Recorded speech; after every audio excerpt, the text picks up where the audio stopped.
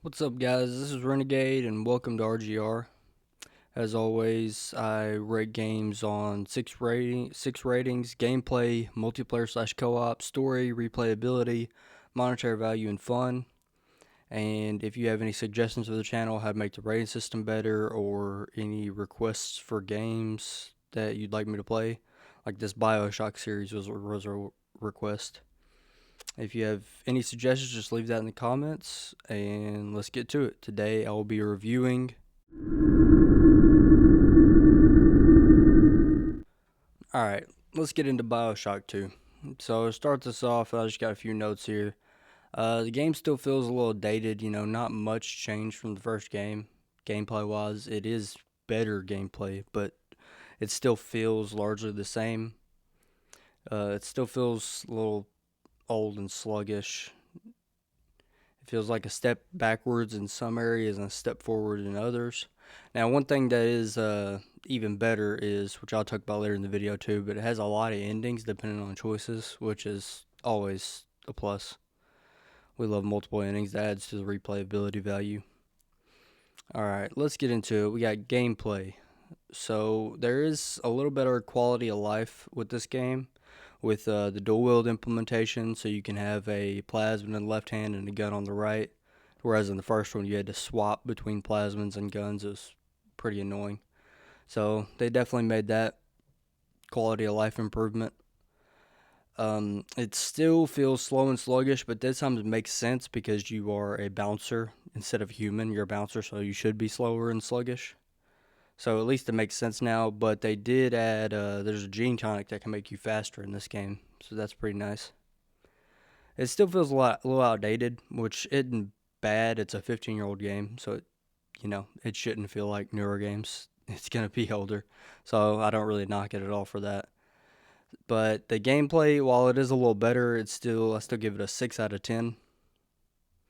It's definitely not super high quality as far as gameplay compared to today's games. I mean, we live in 2025 now, so I gave gameplay 6 out of 10. Now multiplayer co-op, there is none, so doesn't get a rating.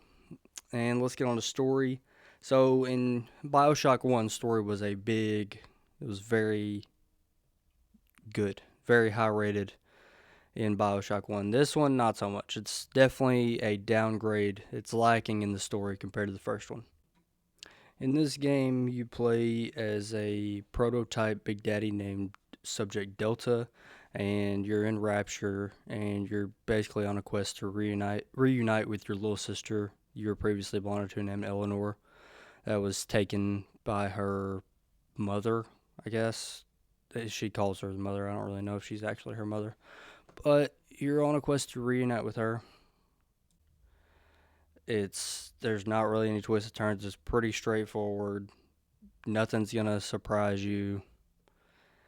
Yeah, I just didn't really. I don't know. The story definitely did not grab me. I gave the story a 6.5 out of 10. Replayability, Bioshock 1 didn't get a replayability just because there's like 2 or maybe 3 endings. This one, I heard there's up to 6 endings in this one, just depending on who you save, if you harvest or rescue little sisters, if you kill or don't kill some enemies. So I gave the replayability because of that. You could actually go back, if you like playing the whole game again for different story endings, this one you can. There's like 6 different endings. Now gameplay won't change all that much, but what the choices you make will change.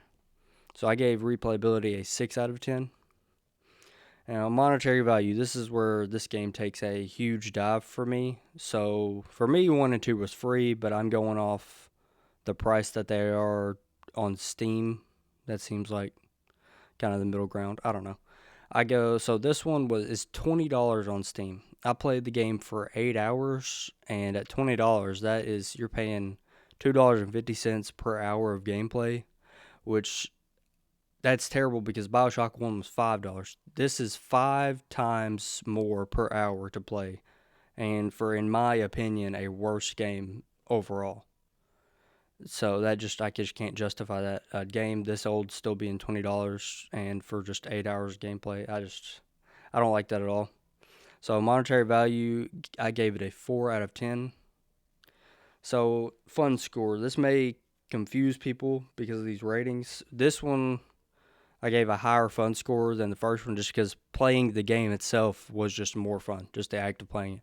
Now, sure, it wasn't a better game overall, like as far as story and price, but it's still, I think it was more, in my opinion, it was more fun to just play, you know, the gameplay wise aspect of it.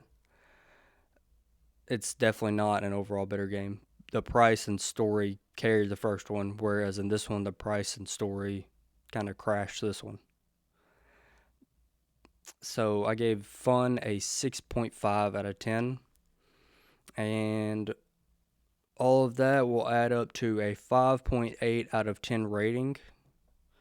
Definitely worse by quite a bit than the first game. They took a step back just because, I mean, yeah, the story just was not, it did not carry the same weight, not anywhere close as the first game.